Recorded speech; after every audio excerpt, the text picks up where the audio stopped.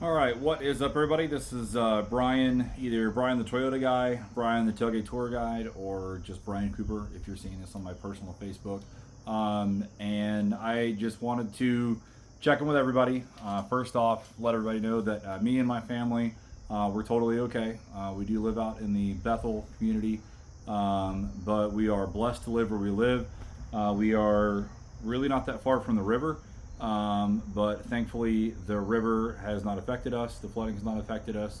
The storm hasn't affected us in any kind of damage type of way. We were extremely lucky, blessed, fortunate to have kept power throughout the majority of the storm event. We would lose it and then we would gain it back, but usually not more than a few minutes at a time. As of right now, literally, it's what kind of made me want to make this video. We now have internet.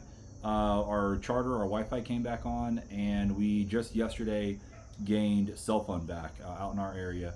And today is Wednesday, October 2nd, and that means that, prior to yesterday, while we did have power and we did have water because we're on a well, we were pretty much in a blackout zone, and we would have to go to Asheville.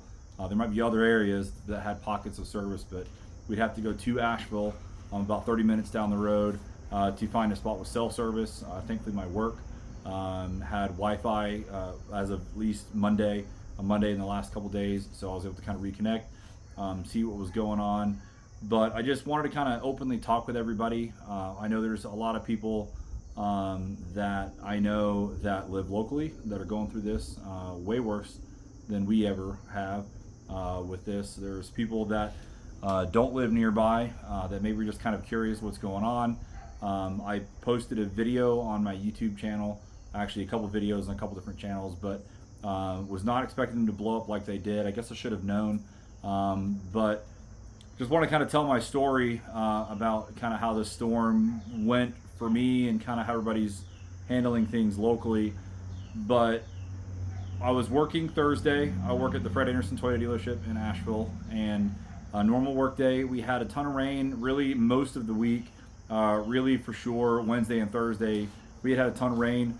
Thursday especially, we had, I think, 6 to 8 inches of rain or something like that just in that one day, which is a pretty significant amount, and in a short time, that is. But and we started to have some flooding. People were talking about the hurricane. Helene hadn't even hit the coastline. And to be fair, we always have a threat of flooding. I mean, every single storm that comes through, you always have storm watches and storm warnings and all these things. And we're lucky that 9 times out of 10, it doesn't add up to much. There might be like a small localized problem that has the weather. So I think me and most people kind of went into this thinking it was going to be pretty much a normal storm for us.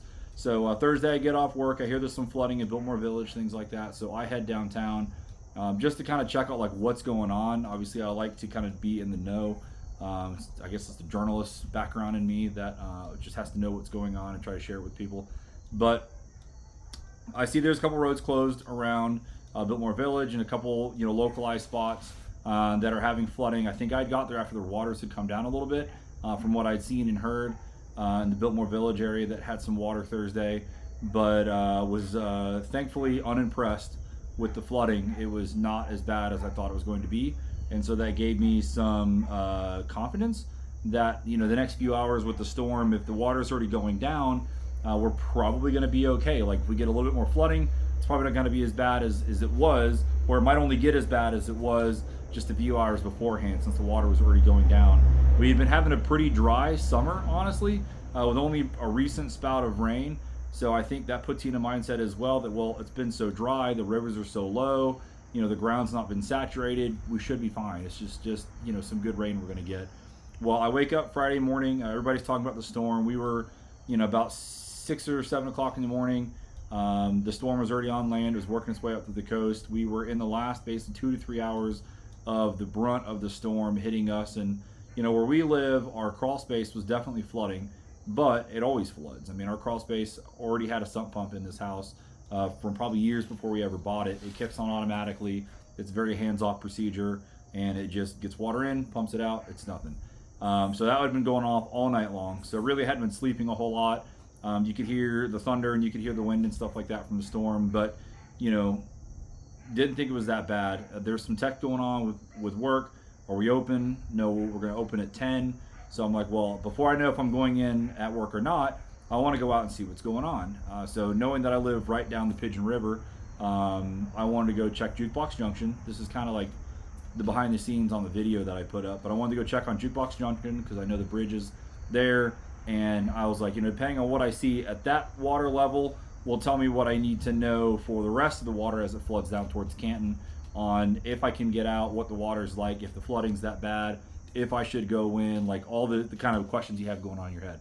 So I pull out of my house. It's still pouring rain. I mean, it's still raining heavily, like I said, in the last kind of couple hours of the storm. So it's definitely coming down.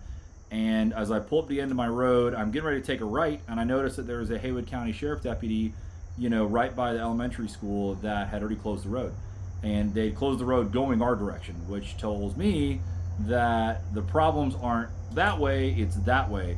So instead I hang a left, and basically as soon as I turn on to the main road that goes from our house into downtown Canton, I knew instantly that the flooding was way worse than I was expecting, and as I would find out, way worse than anybody was expecting.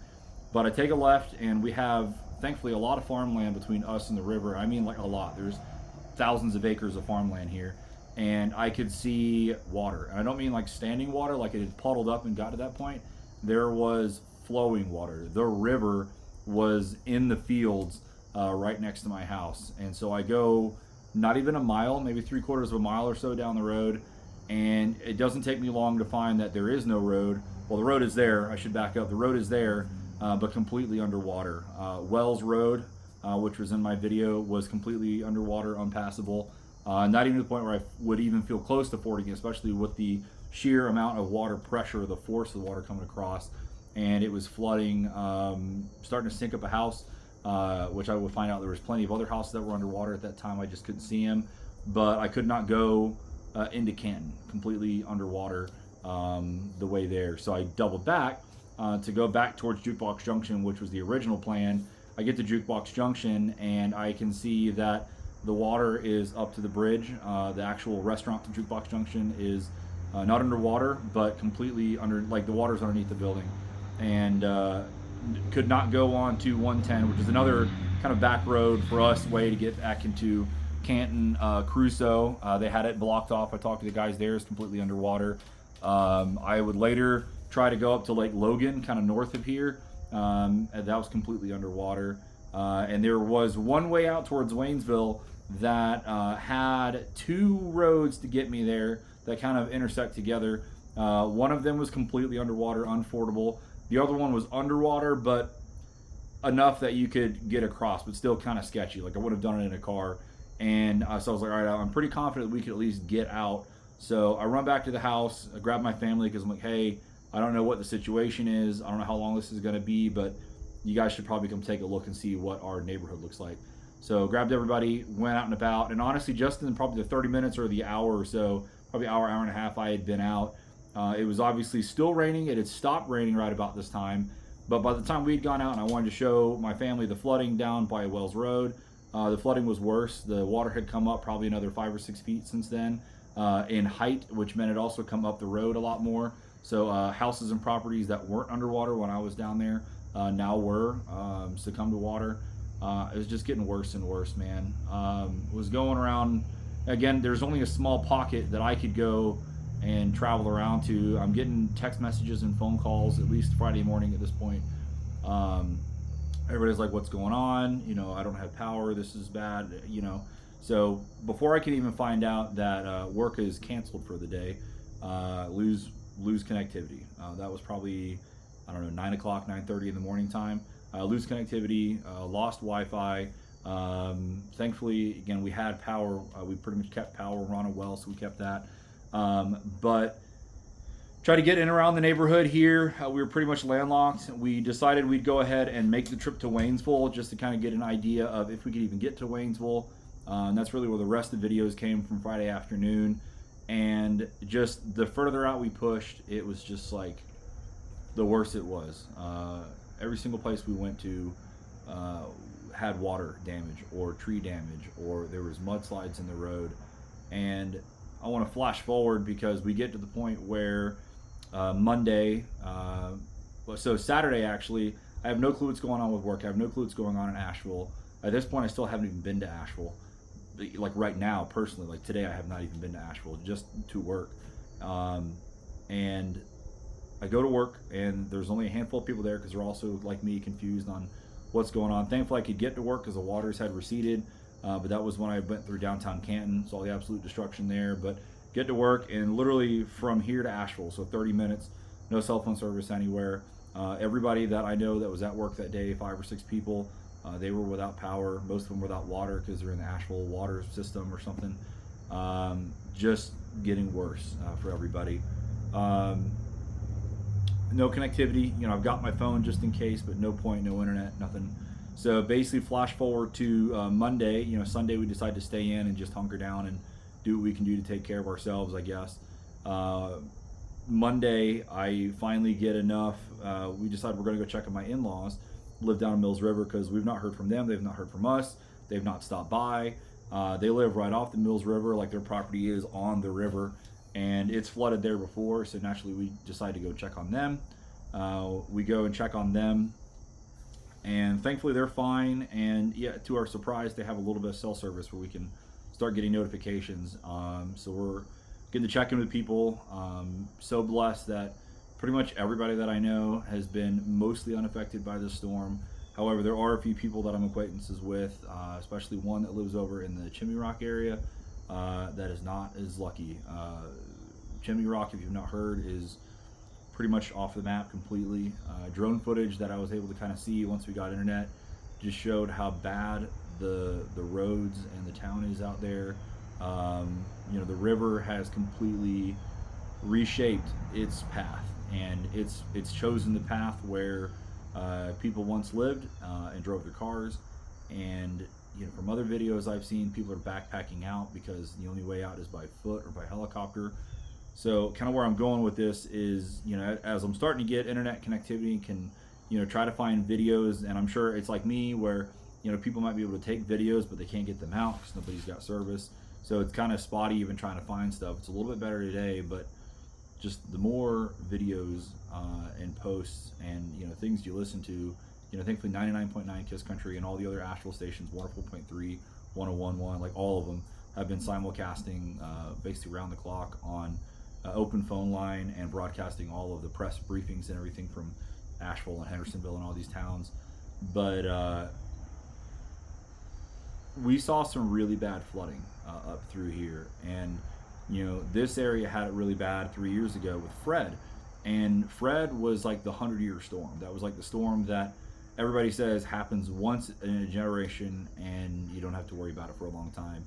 And this was way worse. Helene was way worse. There's areas of Canton for sure that had flooding before, and then they got flooded this time, and there's areas that had never seen flooding before and saw tons of water. And that's honestly the biggest takeaway from this storm event is, you know, this is not like the coastline area where you kind of expect flooding when you have big storms.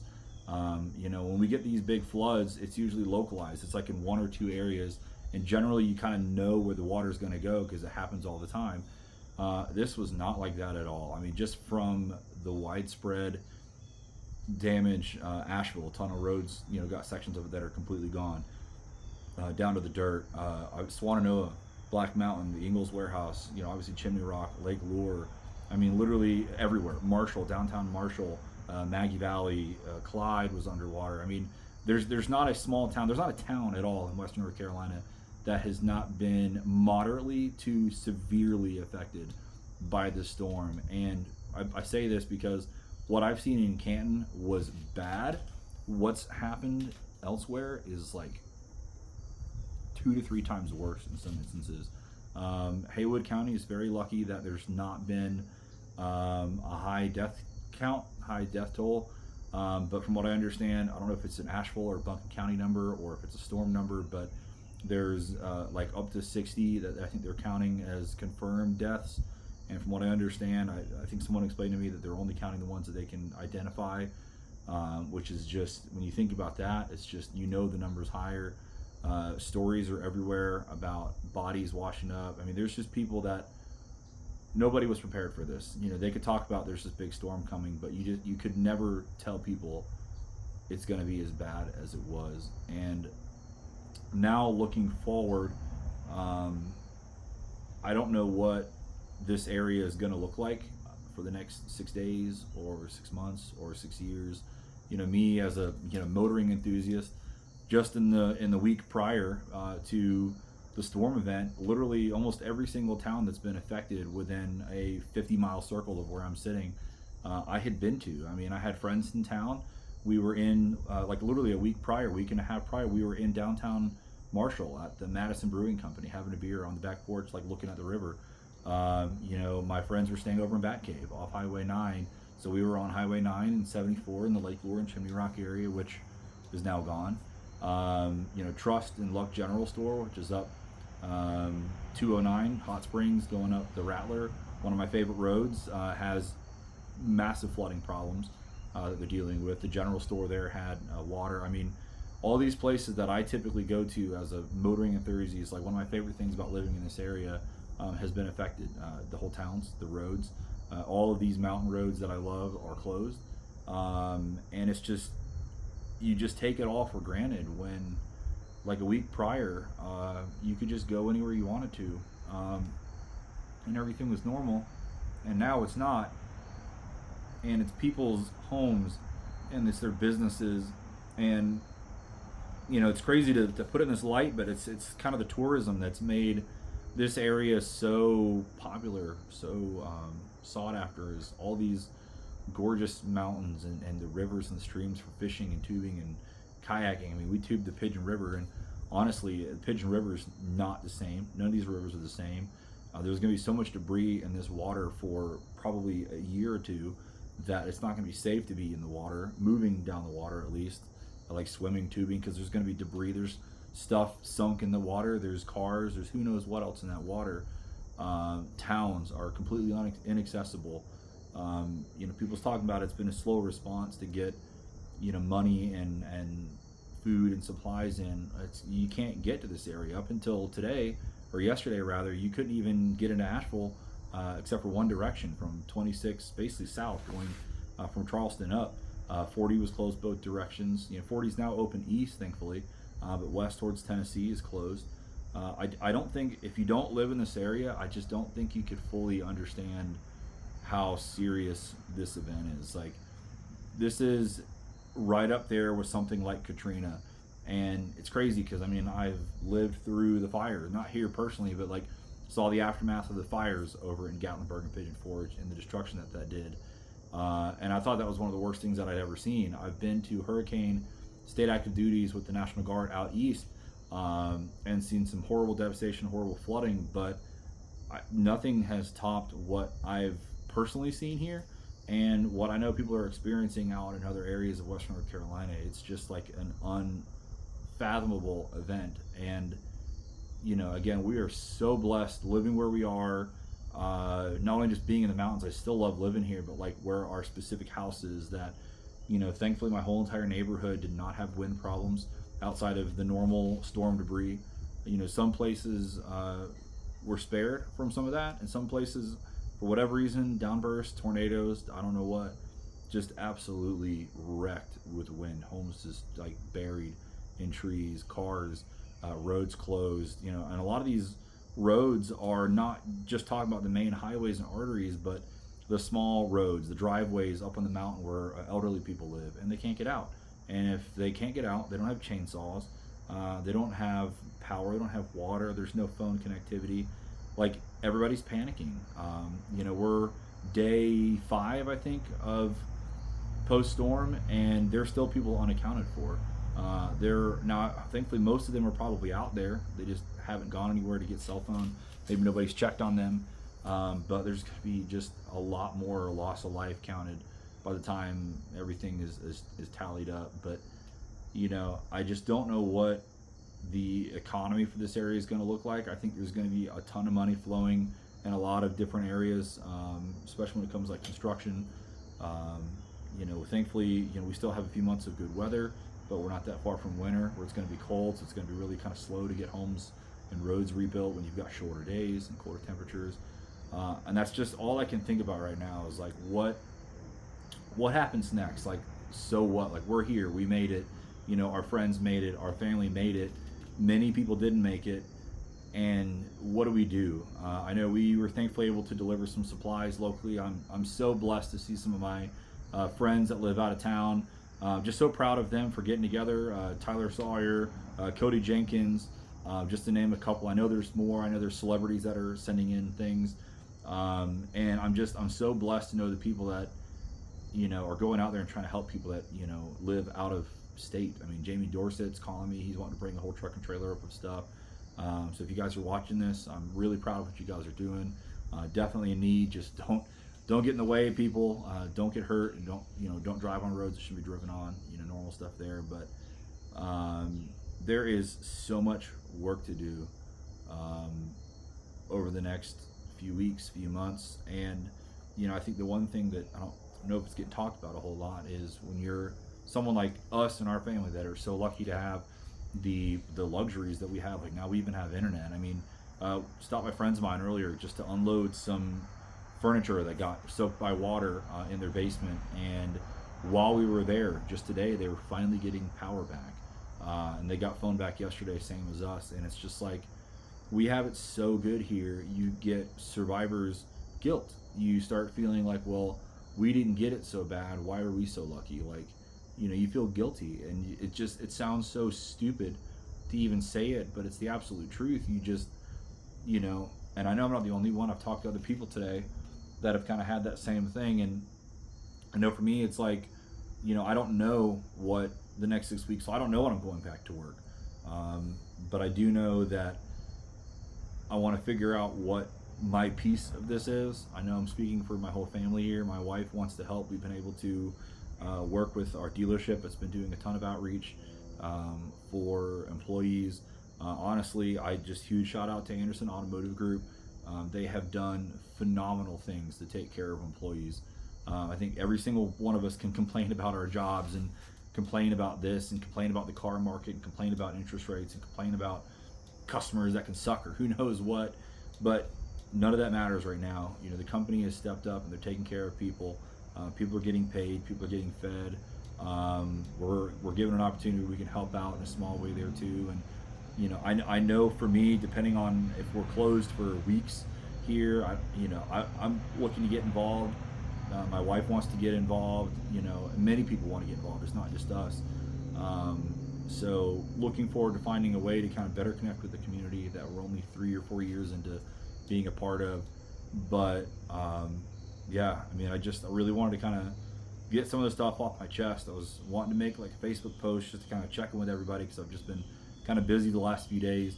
But we're okay. That's the more, like, we're totally fine. Do not worry about us at all. The worst thing we've got to worry about is just the inconvenience of all of this. But there are so many people, hundreds if not thousands of people, that have it so much worse than us, and those are the ones that need support. They need money, they need supplies, they need thoughts and prayers and all those kind of things.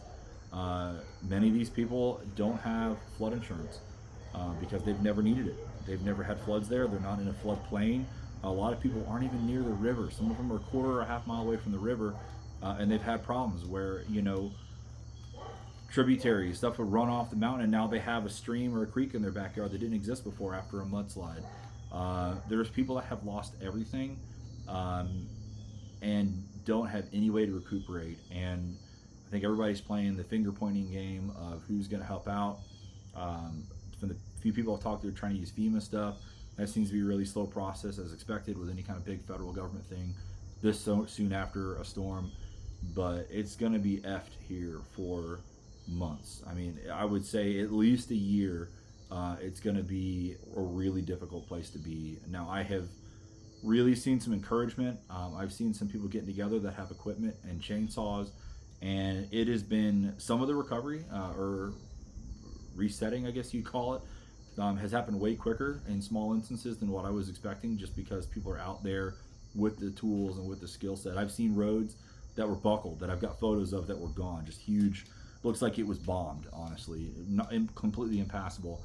And somehow people that know what they're doing have been able to get dirt on their own, or find dirt, or dig it from the river. I think this one guy was doing, and basically dredging the dirt out of the river, putting it back on the road, and then grading it out. I mean, it's just like, that's the cool stories about this, is seeing people getting together, seeing the community, seeing my friends get out there with their supply runs from Georgia, from South Carolina, all these places out of town, seeing people come together, seeing, even for a few days not having a cell phone. It was actually kind of nice. Like, everybody was just out walking around talking to people.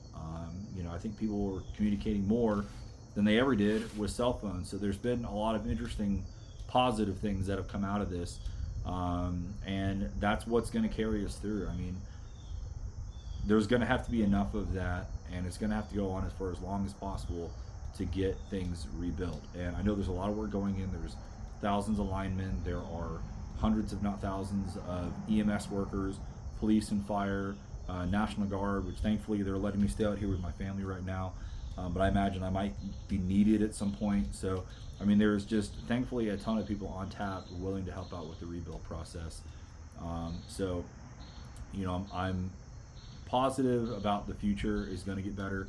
Every day has been a significant increase in everything from the day prior, but it's going to take time. So I just wanted to take a little bit of time to, again, just kind of get all this stuff off my chest. When you talk to everybody for the last few days, and you have all these things kind of rattling around your head, sometimes you just want to get it out there.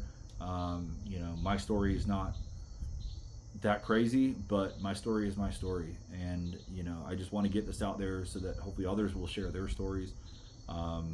So again, thank you for spending the time with this on me. Do you get on with any of these programs that are out there to send money or send supplies, because that's going to be greatly needed. Or if you're a general contractor of any kind, you want some work, there's plenty of it to do out here. But everybody, thanks for your time. Have a great day.